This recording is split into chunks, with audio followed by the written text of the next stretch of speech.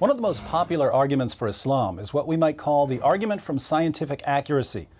Muslim apologists claim that the Quran contains numerous scientific insights that couldn't have been known by Muhammad apart from divine revelation, and that were only verified centuries later. Now, I've debated Muslims on this argument, and I find it very strange because the Quran is a scientific disaster. Everything Muhammad could get wrong, he got wrong. The Quran claims that semen is formed between the backbone and ribs, Surah 86 verses 6 to 7, that the earth is flat, Surah 88 verse 20, that there are 7 earths, Surah 65 verse 12, that the sun and the moon chase each other around the earth, Surah 36 verses 38 to 40, that human embryos are blood clots, Surah 22 verse 5, that the sky would fall on the earth if Allah didn't hold it up, Surah 22 verse 65, and that stars are missiles that Allah uses to shoot demons who try to sneak into heaven, Surah 37 verses 6 to 10, and Surah 67 verse 5. But I don't want people to think that I'm making things up, so let's read a few verses. Passages about stars being missiles are interesting. Surah 67, verse 5. And indeed, we have adorned the nearest heaven with lamps. Lamps are the stars.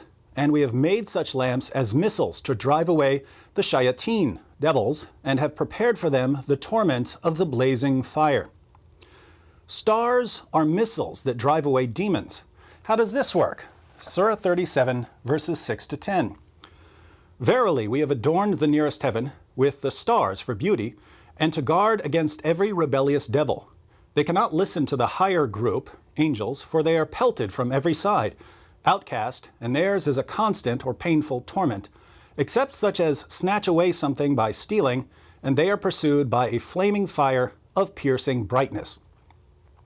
Demons who sneak into heaven to steal some information are pursued by a flaming fire of piercing brightness.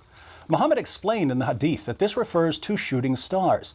When you see a shooting star, it's because Allah or the angels caught a demon trying to steal something and hurled a star at the demon. Now, this is silly on multiple levels. Shooting stars aren't really stars. They're rocks that burn up when they enter the Earth's atmosphere. And how many Muslims really believe that when a rock hits the Earth's atmosphere, it's to stop a demon from getting away with valuable information? Muslims today know more about stars than the author of the Quran did. Let's look at another passage, Surah 18, verses 83 to 86. And they ask you about Dhul Qarnayn. Say, I shall recite to you something of his story. Verily, we established him in the earth, and we gave him the means of everything. So he followed away, until, when he reached the setting place of the sun, he found it setting in a spring of black, muddy, or hot water, and he found near it a people. Dhul Qarnayn was apparently Alexander the Great, but whoever he was, the Quran says that he traveled so far west, he found the place where the sun sets. The sun sets in a muddy or warm pool. Modern Muslims are embarrassed by this passage, so they say that what it really means is that Dhul Qarnayn saw the sun's reflection in a pool, and it appeared to him as if the sun was setting in a pool. This obviously isn't what the text says, but it's important to note that Muslims who want to explain the passage this way are claiming to understand the Quran better than Muhammad, because Muhammad himself claimed that the sun sets in a pool. Let's read Sunan Abu Dawud 4002. This is a Sahih narration. It was narrated that Abu Dar said, I was riding behind the Messenger of Allah while he was on a donkey, and the sun was setting. He said, do you know where this sun sets? I said, Allah and his Messenger know best. He said, it sets in a spring of water. Notice, this hadith doesn't say anything about Dhul Qarnayn, so it's not telling us about what he saw. This is Muhammad telling one of his companions where the sun goes when it sets, and Muhammad says that it sets in a pool. So the obvious meaning of the Quran is confirmed by Muhammad, and Muhammad and the Quran are simply wrong.